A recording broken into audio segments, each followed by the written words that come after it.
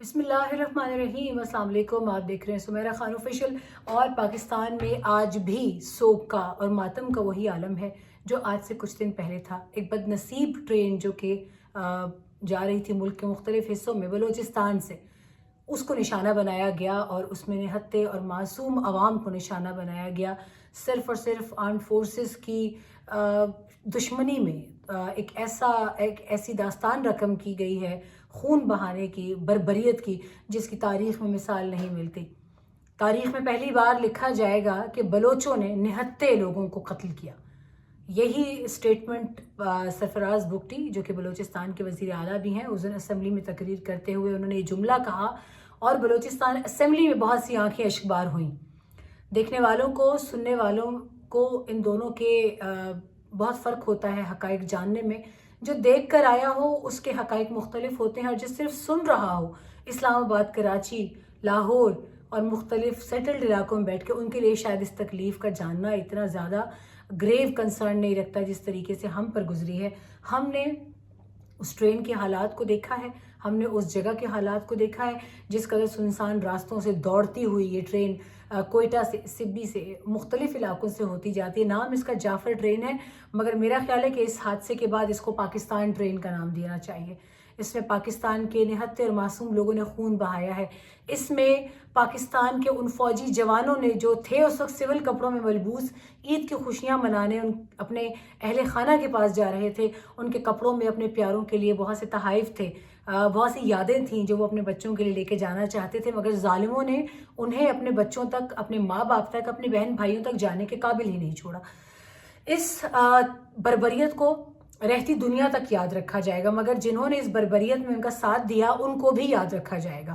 آج لوگ میم اور میخ نکال رہے ہیں، کوئی کہتا ہے صرف 5 لوگ تھے جنہوں نے یرغمال بنائے رکھا، کوئی کہتا ہے کہ اچھا ان پہاڑوں سے سگنل کیسے آئے باہر، کوئی کہتا ہے کہ اچھا تو اس ٹرین کے اندر جو لوگ تھے ایسا کیسے ہو سکتا ہے کہ 500 لوگ اکٹھے جا رہے ہیں اور انہوں نے یرغمال بننے کو ترجیح دی لڑائی کے بجائے۔ تو آپ کی اطلاع کے لیے عرض ہے کہ اس بات کو بارہا کلیئر کیا جا چکا ہے کہ اگر 500 یا 450 ٹکٹ ایشو ہوئے ہوں تو اس کا یہ مطلب ہرگز نہیں ہے کہ تمام کے تمام لوگ کوئٹہ سے بیٹھے ہوں گے۔ کوئی راستے میں سبی سے بیٹھا ہوگا، کوئی ڈیرہ مراد جمالی سے بیٹھا ہوگا، کوئی کسی اسٹیشن سے بیٹھا ہوگا۔ ٹکٹ آن لائن یا وہاں جا کر آپ ریزرو کرا سکتے ہیں، یہ تو بچے کو معلوم ہے۔ دوسری بات، انہوں نے لڑائی کیوں نہیں کی؟ بہت بڑی تعداد اس کے اندر عورتوں اور بچوں کی تھی، اور گھر کا مرد جب یہ دیکھتا ہے کہ اس کے بچوں کی ذرا سی بھی کسی بات میں جان جا سکتی ہے تو وہ قطن صورتحال کو ہاسٹائل نہیں ہونے دیتے۔ وہ اگر ان کے پاس ہتھیار ہو بھی تو اپنے بچوں کو بندوق کے نشانے پر یا اپنی عورت کو بندوق کے نشانے پر دیکھ کے وہ ہتھیار نہیں اٹھاتے۔ تو یہ صورتحال تھی۔ وہ انتہائی گھٹیا ذہنیت کے لوگ جو اس وقت بیٹھ کر مسلسل اعتراضات نکال رہے ہیں شہید ہونے والوں پہ، ان کے لواحقین پہ، ان پر ہزاروں بار ان کو اس معاملے میں شرم کرنی چاہیے کہ کبھی یہ شہادت کی درجے پر فائز ہونے والے لوگوں کے لواحقین کے، ان کے گھر والوں کی آہ نکلے گی آپ کو سوشل میڈیا پر یہ سب لکھتے دیکھ کر، تو ڈریے اس دن سے کہ جب یہ آگ آپ کے گھر پہنچے گی۔ اس وقت آپ کے غم میں شاید برابر شریک ہونے کے لیے کوئی نہیں آئے گا۔ کم از کم مجھے تو اس بات کا قطعاً دکھ نہیں ہوگا ان سخت دل لوگوں کی باتیں اب جو میں سن رہی ہوں، پڑھ رہی ہوں، دیکھ رہی ہوں۔ بہت دکھ کی بات ہے۔ ایک جمع ہوا خون بھی جب اس کے اوپر خون کا کوئی قطرہ گرتا ہے تو وہ بھی اس خون کے ساتھ گرم ہو جاتا ہے، وہ پگھل جاتا ہے۔ مگر آپ کیسے سخت دل لوگ ہیں کہ اتنی سی جو کہ معاملہ جو ایسا بھی نہیں ہے زندگی اور موت کا ہو، ایک اتنے سے سیاسی مسئلے پر آپ لوگوں نے اتنے لوگوں کے خون کے اوپر ترجیح دی اپنی سوشل میڈیا کی ٹرولنگ کو۔ خدا سے ڈریں کہ وقت آئے گا۔ بہت سے لوگ اس کو 9 مئی اور 26 نومبر اور پتہ نہیں کہاں ملا رہے ہیں۔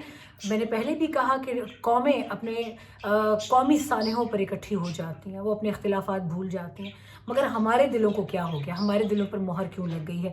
یہ آپ کو وزیر اعلیٰ بلوچستان سرفراز بگٹی کو بدھ کو جب انہوں نے صوبائی اسمبلی سے خطاب کیا تو انہوں نے یہ جملہ کہا تھا۔ اس جملے کے پیچھے سینکڑوں ہزاروں سال کی روایات کھڑی ہیں۔ قبائلی سماج میں روایات کی پاسداری، میرے اپنے ماں باپ قبائلی علاقے سے ہیں اور مجھے پتہ ہے کہ اس روایات کا پاس کیسے رکھا جاتا ہے۔ روایات کی پاسداری کو اپنی جان سے زیادہ عزیز سمجھا جاتا ہے، ان کو مقدم رکھا جاتا ہے اور پامال نہیں کیا جاتا۔ بلوچستان میں آج یہ حال ہے کہ ایک بلوچ BLA کا دہشت گرد، BLF کا دہشت گرد کسی بھی نان بلوچ کو شناختی کارڈ دیکھ کر مار دیتا ہے، چاہے وہ عورت ہے، چاہے وہ مرد ہے، چاہے وہ بچہ ہے۔ اور ابھی تھوڑی دیر پہلے سننے میں آیا کہ بولان کے ہی علاقے میں ایک ہندو فیملی شکارپور جا رہی تھی، ان کو لوٹ لیا گیا ہے، ان کو مارا پیٹا گیا ہے، اور انہوں نے قومی چارہ کو سب بند کر رکھا ہے۔ یہ آپ پوری دنیا اس وقت تھو تھو کر رہی ہے BLA کے اوپر، مگر ایک عوام ایسی، ایک قوم ایسی ہے جو تحریک انصاف کے فالوورز ہیں، وہ آج بھی BLA کو اپنا ہیرو ماننے پر راضی ہیں، اور بڑی ڈٹائی سے راضی ہیں۔ مجھے تو حیرت ہوتی ہے۔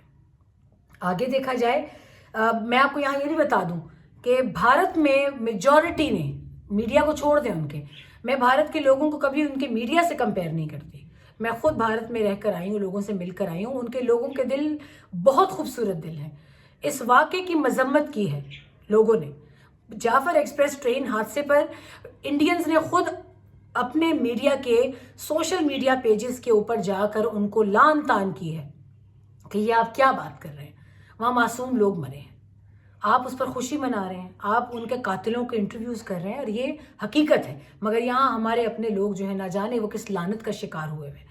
آپ کو یہ بتاتے چلیں، پاک انسٹیٹیوٹ فار پیس اسٹڈیز کی ایک رپورٹ کے مطابق بلوچ قوم پرست باغیوں نے عام لوگوں اور سیکیورٹی فورسز پر گزشتہ سال 202 حملے کیے ہیں، جن کے نتیجے میں 322 لوگ اپنی جانوں سے گئے، جن میں 62 لوگ ایسے تھے جنہیں صرف اس لیے قتل کیا گیا کہ وہ بلوچ نہیں تھے۔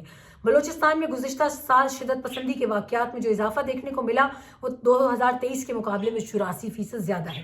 حالیہ ٹرین واقعہ اندوہناک ہے کیونکہ تاریخی طور پر بلوچوں کو مہمان نواز کہا جاتا تھا۔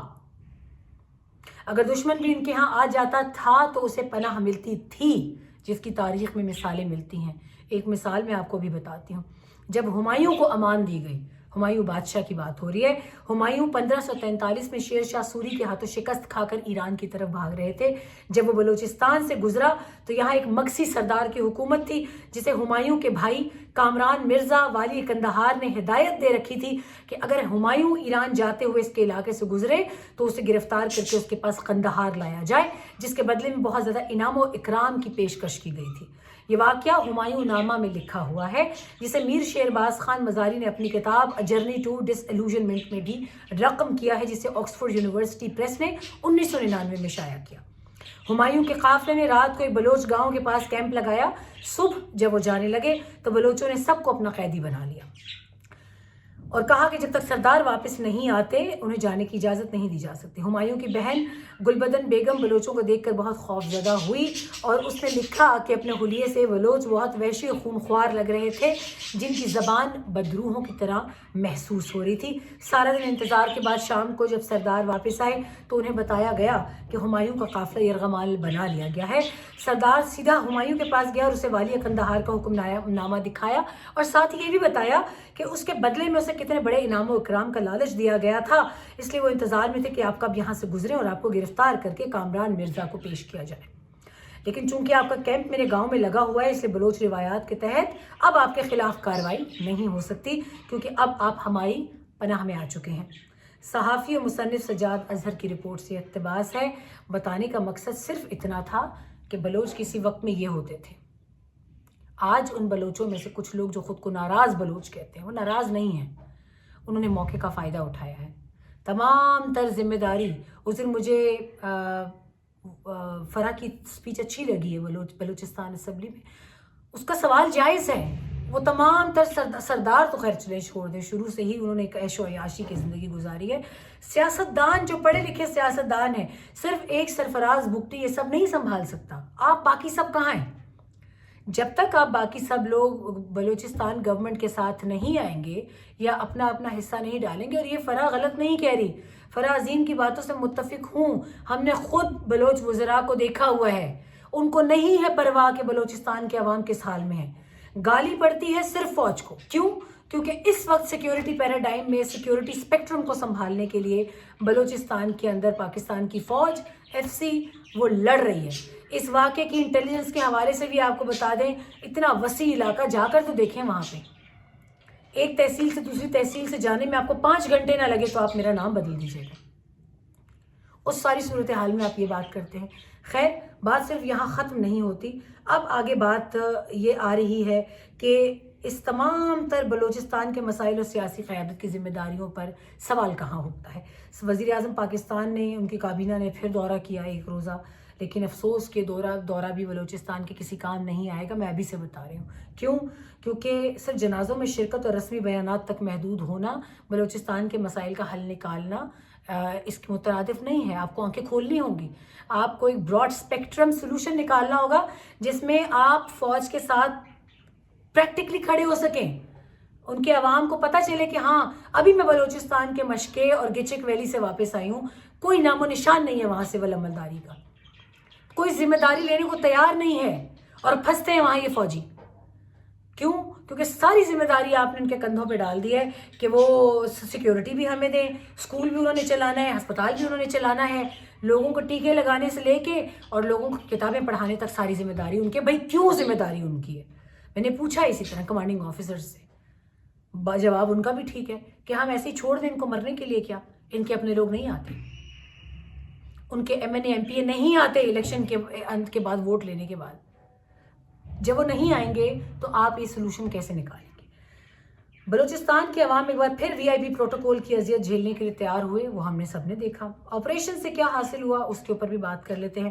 وزیر اعظم نے دعویٰ کیا کہ 30 دہشت گردوں کو مارا گیا. 30 نہیں، 33 سے زیادہ دہشت گرد مارے گئے ہیں، اور اس میں سے 20 کے قریب وہ معصوم فوجی جوان تھے جو عید پر اپنی چھٹیوں کے لیے جا رہے تھے. کیا بی ایل اے یا بی ایل ایف جیسے گروہ ختم ہو جائیں گے آپ کے بیانات سے؟ نہیں. اب آپ کو فوجی آپریشنز کے اندر ان کو سیاسی قیادت کی خود اعتمادی بھی دینی ہوگی، آپ کو ذمہ داری لینی ہوگی. آپ صرف یہ نہیں کہہ سکتے کہ فوجی آپریشن، اب آپ اس کو فوجی اور سول آپریشن کہیں. آپ کو اب اس کا موقع نہیں ملے گا کہ آپ لوگ اگر پاور میں ہیں تو آپ فوج کے حق میں بیان دے رہے ہیں، اور اگر آپ لوگ پاور میں نہیں ہیں تو عمران خان کی طرح اب آپ فوج کو ذلیل کریں گے. ذرا عمران خان صاحب کی بھی بات کرتے ہیں. 2018 سے 2022 تک وہ تھے. ہزارہ نے اپنے جنازے سڑک پر رکھ کے سخت برفباری اور سردی میں احتجاج کیا. عمران خان صاحب کا سٹیٹمنٹ کیا تھا؟ تم لوگ جنازے سڑک پر رکھ کے مجھے بلیک میل نہیں کر سکتے. کیا عالم تھا اس وقت.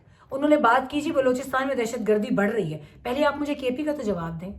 کے پی میں آپ نے کیا کیا؟ کیا کے پی میں دہشت گردی نہیں بڑھائی آپ نے؟ آپ نے دہشت گردوں کو ہم سب کے منع کرنے کے باوجود کیا آپ ان کو نہیں لے کر آئے واپس کے پی میں؟ کیوں آپ لے کر آئے؟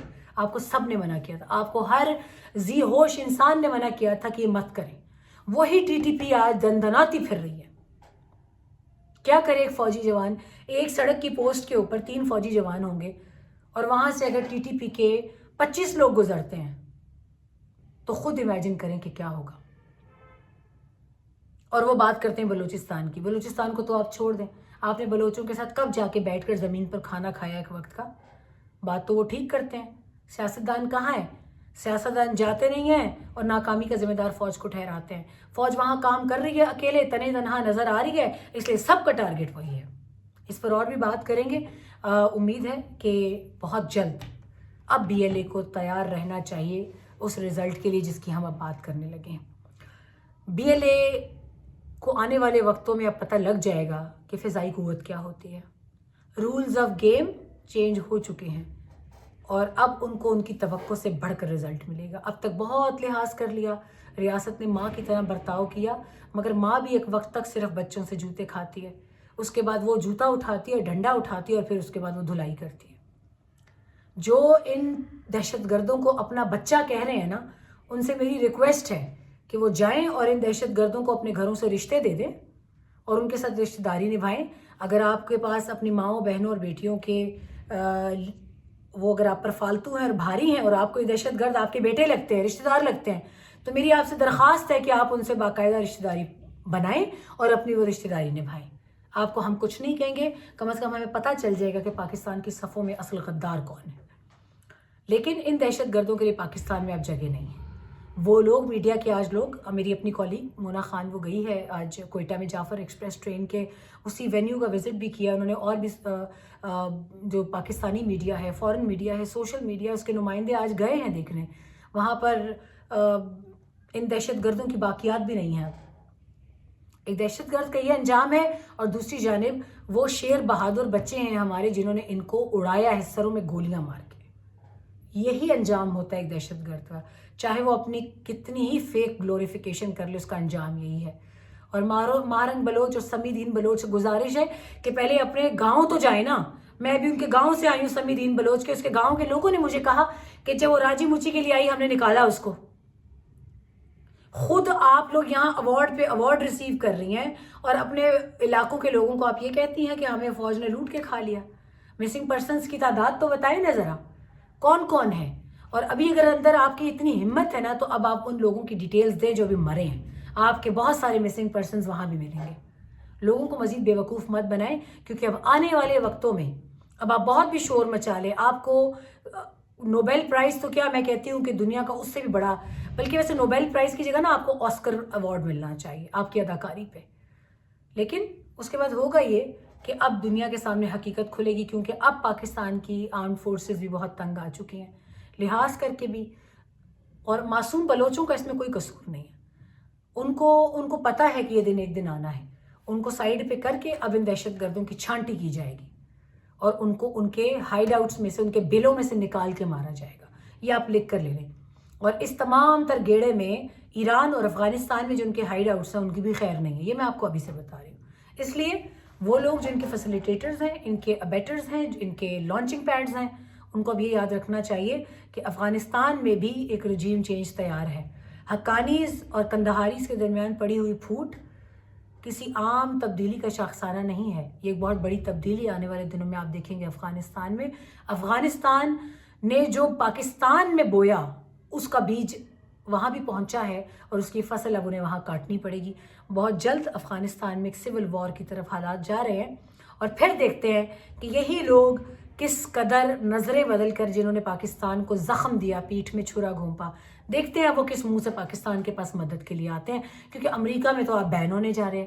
آپ کی وہ $46 ملین کی جو ایک آپ کو وینٹیلیٹر پہ رکھا ہوا تھا امریکہ نے, وہ بھی جا رہا ہے. آپ سے اسلحہ واپس لینے کے ابھی ڈیزائن, فارمیٹ اور پروگرام ترتیب دے دیا گیا ہے. تو دیکھتے ہیں BLA کو کب تک اور کہاں سے رسد ملتی ہے. آپ سے درخواست ہے کہ بلوچستان میں شہید ہونے والوں کو اپنی دعاؤں میں یاد رکھیں اور ان کے جو لوگ ہیں ان کی زندگی کی سلامتی کے لیے اپنی دعاؤں میں یاد رکھیں. اللہ حافظ.